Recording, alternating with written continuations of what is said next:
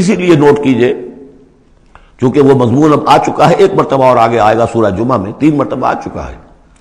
حضرت ابراہیم اور حضرت اسماعیل نے جب دعا کی تھی ربنا وبعث رسولا منہم یتلو علیہم آیاتک ویعلمہم الکتاب والحکمۃ ویزکیہم، تعلیم کتاب و حکمت کو پہلے رکھا تھا، تزکیہ کو آخر میں رکھا تھا۔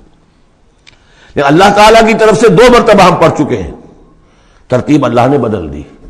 کما ارسلنا فیکم رسولا منکم یتلو علیکم آیاتنا ویزکیکم ویعلمکم الکتاب والحکمہ، تزکیہ پہلے، تعلیم کتاب و حکمت بعد میں۔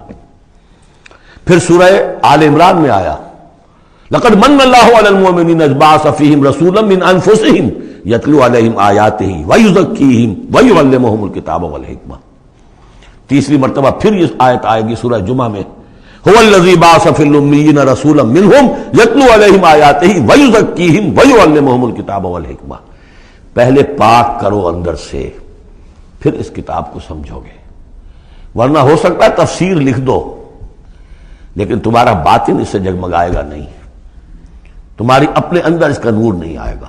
تفسیر لکھ دو، ہیں لکھنے والے، وہ تو غیر مسلموں نے ایسی ایسی تفسیریں لکھ دی، اس کے جو ہے ترجمے کیے ہیں پورے قرآن کے، اور بڑے بڑے اچھے عربی انہوں نے بڑی، یوں سمجھیے کہ اس پر پوری طرح مہارت اور اس کا کنٹرول حاصل کر کے پھر کیے، ایسے نہیں کیے۔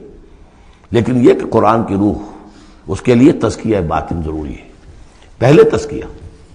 اسی لیے وہ آیتیں بھی ذہن میں لے آئیے سورہ یونس کی، یا ایھا الناس قد جاءتکم موعظۃ من ربکم وشفاء لما فی الصدور وہدی ورحمۃ للمؤمنین۔ پہلے یہ سینے کے اندر جو روگ ہے، تکبر ہے، حب مال ہے، حب جاہ ہے، شہرت کی طلب ہے، اختیار اور اقتدار کی طلب ہے، یہ اگر اندر ہے، یہ خباثتیں بھری ہوئی ہیں، تو اس قرآن کا جو اصل فہم ہے وہ تم پر کبھی منکشف نہیں ہوگا۔ ڈکشنریوں سے دیکھ لو، پڑھ لو، اندر پاک کرو۔ فرمایا فلا اقسم بمواقع النجوم وانه لقسم لو تعلمون عظیم انه لقرآن کریم فی کتاب مکنون لا یمسہ الا المطہرون تنزیل من رب العالمین۔ اس کا اتارا جانا ہے رب العالمین کی جانب سے۔ افبہذا الحدیث انتم مدہنون، اس کتاب، اس چیز کے بارے میں تم مداہنت کر رہے ہو، قسم سے کام لے رہے ہو، اس کو سیکھنے کے لیے تیار نہیں، اس کو اپنے ذہن پر، قلب پر براہ راست اتارنے کے لیے عربی سیکھنے کو تیار نہیں۔ یہ تمہارا مداہنت کا معاملہ، سستی کا معاملہ، کسل کا معاملہ، اس قرآن کے بارے میں، اتنی عظیم نعمت کے بارے میں۔ افبہذا الحدیث انتم مدہنون وتجعلون رزقکم انکم تکذبون، تم نے اپنا نصیب یہ ٹھہرا لیا ہے کہ تم اس کو جھٹلا رہے ہو۔ جھٹلانا ایک تو تھا مشرکین عرب کا جو کہتے تھے یہ قرآن نہیں ہے، یہ اللہ کی کتاب نہیں ہے، یہ محمد نے خود لکھ لی ہے۔ ایک جھٹلانا وہ ہے جو عمل سے ہم جھٹلا رہے ہیں، جس کی مثال سورہ جمعہ میں آئے گی، مثل الذین حملوا التوراۃ ثم لم يحملوها كمثل الحمار يحمل اسفارا، مثال ان کی کہ جو حامل تورات بنائے گئے تھے پھر انہوں نے اس کی ذمہ داریوں کو ادا نہ کیا، ان گدھوں کی سی ہے جن پر کتابوں کا بوجھ لدا ہو، جو اللہ کی کتاب کا حق ادا نہیں کرتے، پھر ان کی مثال ان گدھوں کی ہے۔ آپ مکالمات فلاطوں کی جلدیں اور انسائکلوپیڈیا برٹانیکا جو ہے پورا کا پورا لا کر کسی گدھے کے اوپر لاد دیجئے تو اس سے اسے کوئی فائدہ ہوگا؟ یحمل اسفارا کمثل الحمار یحمل اسفارا بئس مثل القوم الذین کذبوا بآیات اللہ، بری ہے مثال اس قوم کی جس نے اللہ کی آیات کو جھٹلایا ہے۔ حالانکہ یہودیوں نے تورات کو کہ انکار تو کبھی نہیں کیا، ابھی تک سینے سے لگائے ہوئے ہیں جیسے بھی کچھ ہے ان کے پاس۔ تو عملی تکذیب یہ ہے، ما آمن بالقرآن من استحل محارمہ، جس نے قرآن کی حرام کردہ کسی شے کو اپنے لیے حلال ٹھہرا لیا، اس کا قرآن پر کوئی ایمان نہیں۔ یہ تکذیب ہے حال سے، عمل سے، وہ تکذیب ہے قول سے۔ ہم قول سے تکذیب نہیں کر رہے، ہم کہتے ہیں اللہ کی کتاب ہے یہ۔ ہمارا عمل دیکھیں، کیا اس قرآن کو تم نے پڑھا، سمجھا، اس کے لیے زندگی کا کوئی وقت صرف کیا؟ معمولی کیریئرز کے لیے 20 25 سال کی تعلیمیں ہیں جو آج کل انسان حاصل کر رہے ہیں۔ یہاں سے MBBS کیا ہے، پھر کوئی FSMG کا امتحان دیا ہے، پھر امریکہ میں گئے، پھر امتحان دیا ہے، پھر وہاں، اور پھر وہاں پر ریزیڈنسی ہو رہی ہے، اور پھر معلوم اس کے بعد ہے، پھر وہاں سے جو ہے ڈپلومیٹ بننے کے لیے، اور جو وہاں پہ بنے ہوئے بورڈز، ان سے آدمی کی عمر ہو جاتی 35 برس 40 برس لگے ہوئے. اس لیے اس دنیا میں اچھی ذرا معاش اچھی ہو جائے گی، پیسے اچھے ہوں گے، اپنا سٹینڈرڈ آف لیونگ اونچا ہو جائے، اور کیا ہوگا. تو تم نے اس کتاب کے ساتھ تمہارا سلوک کیا ہے؟ یہ تکذیب حالی ہے. وَتَجْعَلُونَ رِزْقَكُمْ أَنَّكُمْ تُكَذِّبُونَ. وہاں مثبت انداز آیا تھا، الرحمن علم القرآن خلق الانسان علمہ البیان. اس میں مضمر کیا بات تھی؟ اپنی ساری صلاحیت، ذہانت ہے تو صرف کرو اسے سمجھنے پر، اور اگر اللہ تعالیٰ نے کوئی طلاقت لسانی دی ہے تو صرف کرو اسے بیان کرنے پر. یہ اس کا مصرف ہے. اور یہاں جو یہ نہیں کرتے ان کے اوپر یہ گرفت ہے. افبہذا الحدیث انتم مدہنون وتجعلون رزقکم انکم تکذبون. فلولا اذا بلغت الحلقوم. اب یہ جو ہے ایک اضافی شان ہے اس سورہ مبارکہ کی، اس کے کورسپونڈنگ جو ہے کوئی مضمون اس صورت میں موجود نہیں ہے، یہ اضافی ہے، ایک نقشہ کھینچا جا رہا ہے. فلولا اذا بلغت الحلقوم. تو کیوں نہیں جب جان حلق میں آ کر پھنس جاتی ہے، عالم نزع ہے، وانتم حینئذ تنظرون، اور تم اس وقت دیکھ رہے ہوتے ہو.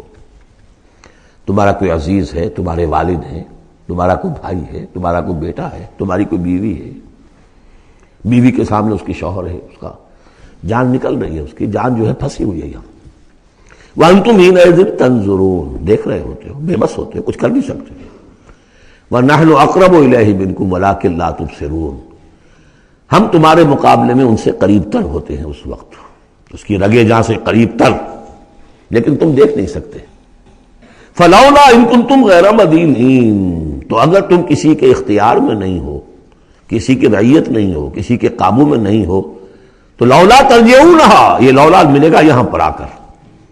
فلولا ان کنتم غیر مدینین، فإن کنتم غیر مدینین لولا ترجعونها ان کنتم صادقین. تو کیوں نہیں لوٹا لیتے اس جان کو اگر تم سچے ہو. معلوم ہوتا ہے یہ جان تمہارے اختیار میں تو نہیں ہے، کوئی واپس لوٹا سکتا ہے؟ لا سکتے ہو واپس؟ بڑے سے بڑے رائل فزیشین اور رائل سرجنز کھڑے ہوں گے اور بادشاہ سلامت جا رہے ہیں، روک لو اگر روکنا ہے. کوئی ہے کسی میں دم کے روک سکے؟ بڑے سے بڑے سرجن بھی ہیں، بڑے سے بڑے فزیشین بھی ہیں، سب کے سب ڈاکٹرز ہیں، تمہاری نگاہوں کے سامنے ہم لے جاتے ہیں. بس یہ ہے کہ لے جانے والے تمہیں نظر نہیں آ رہے، کوئی آئے ہیں لینے کے لیے. وَنَحْنُ أَقْرَبُ إِلَيْهِ مِنْكُمْ وَلَٰكِن لَا تُبْصِرُونَ. تمہارا وہ پیارا اور لاڈلا جو جا رہا ہے تمہاری نگاہوں کے سامنے، تم تو کھڑے ہو دیکھ رہے ہو، لیکن ہم تمہارے مقابلے میں اس سے قریب تر ہیں، لگے جان سے قریب تر. نَحْنُ أَقْرَبُ إِلَيْهِ مِنْ حَبْلِ الْوَرِيدِ. فَلَوْلَا إِن كُنتُمْ غَيْرَ مَدِينِينَ. اگر تم خود مختار ہو، کسی اور کے قابو میں نہیں ہو، تو تمہیں یہ جان لوٹا لینی چاہیے. پھر ترجعونها إن كنتم صادقین. ظاہر بات ہے کیا جواب ہوگا اس کا. اب اس کے بعد وہی تین جو گروہ شروع میں آئے تھے ان کا آخری انجام. فَأَمَّا إِن كَانَ مِنَ الْمُقَرَّبِينَ. تو جس کی ہم یہ روح لے کر جا رہے ہیں، اگر تو وہ مقربین میں سے تھا، ہمارا نیک بندہ تھا، سابقون میں سے تھا، آگے بڑھتا تھا، فاستبقوا الخیرات، نیکیوں میں بھلائیوں میں آگے نکلتا تھا، انفاق مال بذل نفس میں اور سب سے آگے نکلتا تھا. ان کان من المقربین فراح وریحان وجنت نعیم. اس کے لیے تو پھر راحت ہی راحت ہے، خوشبی ہوئی خوشبی ہے، اور جنت نعیم، اور جنت نعیم اور باغ ہے نعمتوں والے. واما ان کان من اصحاب الیمین. اور اگر وہ اصحاب الیمین میں تھا، نیک تھا، بھلا تھا، ہمارے دین کے لیے خدمت وہ بھی کر رہا تھا، اگرچہ وہ سابقون الاولون جیسے نہیں، ان سے کمتر درجے میں، لیکن اصحاب الیمین میں سے. فَسَلَامٌ لَكَ مِنْ أَصْحَابِ الْيَمِينَ. تو یمین والے داہنے والوں سے بھی تم پوری طرح دل اپنا مطمئن رکھو، وہ بھی بڑے آرام میں رہیں گے، عیش میں رہیں گے، اللہ تعالیٰ کے نعمتوں میں رہیں گے، جس کا ذکر پہلے تفصیل سے آ چکا ہے. وَأَمَّا إِن كَانَ مِنَ الْمُكَذِّبِينَ الضَّالِّينَ. اور اگر وہ تھا، اب یہاں مکذبین پہلے لے آئے ہیں، ضالین بعد میں. پہلے جہاں شروع میں بیان آیا تھا ایھا الضالون المکذبون، یہاں اب یہ کہ جھٹلانا ان کا جو ہے یہ زیادہ بڑا جرم ہے۔ آدمی جو ہے بھٹک رہا ہو لیکن بھٹکنے والے کو راستہ دکھا دیا جائے، بس ٹھیک ہو گیا، راستے میں وہ اختیار کر لے۔ جو اس کو جھٹلائے وہ ہے جرم، اصل میں بہت بڑا جرم۔ وَأَمَّا إِن كَانَ مِنَ الْمُكَذِّبِينَ الضَّالِّينَ، اور اگر وہ تھا جھٹلانے والوں میں اور وہ بھٹکنے والوں میں، فَنُزُلٌ مِّنْ حَمِيمٍ، تو اس کی جو تواضع ہوگی، ابتدائی تواضع، وہ کھولتے ہوئے پانی سے ہوگی۔ وَتَصْلِيَةُ جَحِيمٍ، اور پھر اسے جھونک دیا جائے گا جہنم میں۔ إِنَّ هَذَا لَهُوَ حَقُّ الْيَقِينِ، یہ ساری باتیں اس قابل ہے کہ یقین کیا جائے، یہی بات ہے یقین کے قابل، ہونا ہے، ہو کر رہنا ہے۔ وَكُنْتُمْ أَزْوَاجًا ثَلَاثًا، تمہیں تین میں تقسیم ہونا ہے، تین گروہوں میں۔ فَسَبِّحْ بِاسْمِ رَبِّكَ الْعَظِيمِ، پس تسبیح کیجئے اپنے رب کے نام کے ساتھ جو کہ بہت عظمت والا ہے۔